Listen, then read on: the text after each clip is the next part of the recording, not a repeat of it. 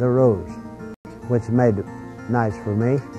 But this was the largest bed of wild roses that I think I've ever seen in the north.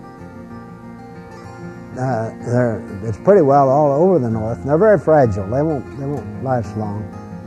But very fragrant too. It's a gravel road, and it's pretty rough getting down in there. In fact, I don't think he ever takes anybody in there, but he took me in there. Everybody has the portage in it, but he took me in there because of my broken leg.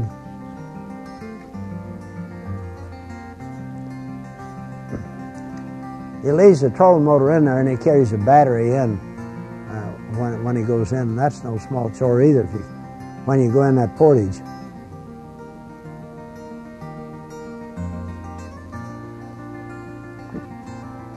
We use light stuff, 4-pound test line. I think I was using a 1/4 ounce, 3-inch reaper. That's what I usually use for smallmouth. I've caught them on the 5-inch.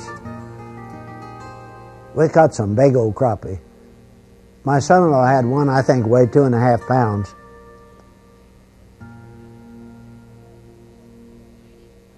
Like northern Minnesota, the crappie here are black crappie.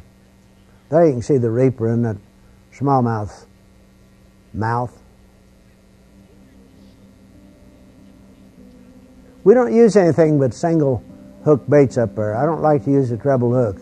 And I don't recommend, if you're going up there to catch smallmouth bass, don't use a bait that's got treble hooks in it. There are a lot of reasons.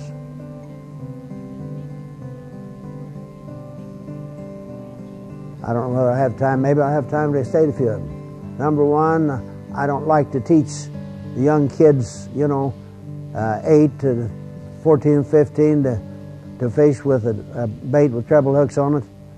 That was a pretty nice smallmouth there that he lost.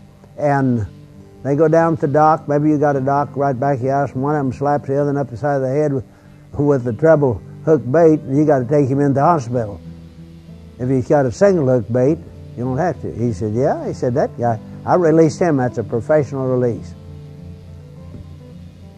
There's nothing wrong with using the bait, but there's so many fish up there, you catch so many. And I've seen people use a bait with 2 sets of trebles on to catch northern pike, and they net him, and they're 30 minutes getting him out of the net. I think he missed that one. Maybe he got him.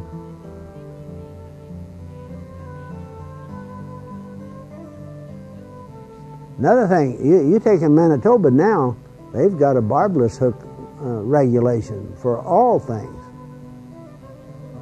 You'll save a lot of fish with a single hook.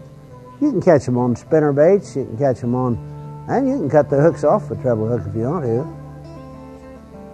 These little ones were everywhere. We couldn't hardly keep them off our line.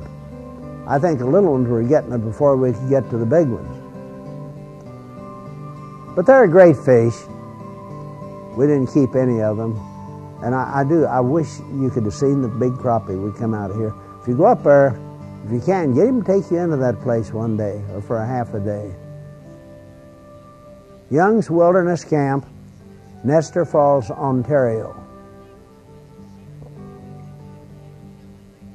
And like I say, they've renovated it, but they've kept the same rustic style that lets you feel like you're in the heart of the Canadian wilderness. It's a beautiful spot.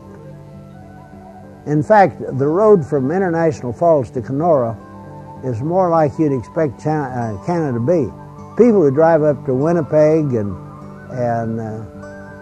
places in Saskatchewan, they say, well, gee, this looks like wheat country in Kansas. But this stretch of road from Kenora north, from International Falls to Kenora, beautiful, scenic road. Like I say, I never dreamed in 1954 with my 1.5-year-old daughter and my wife that 44 years later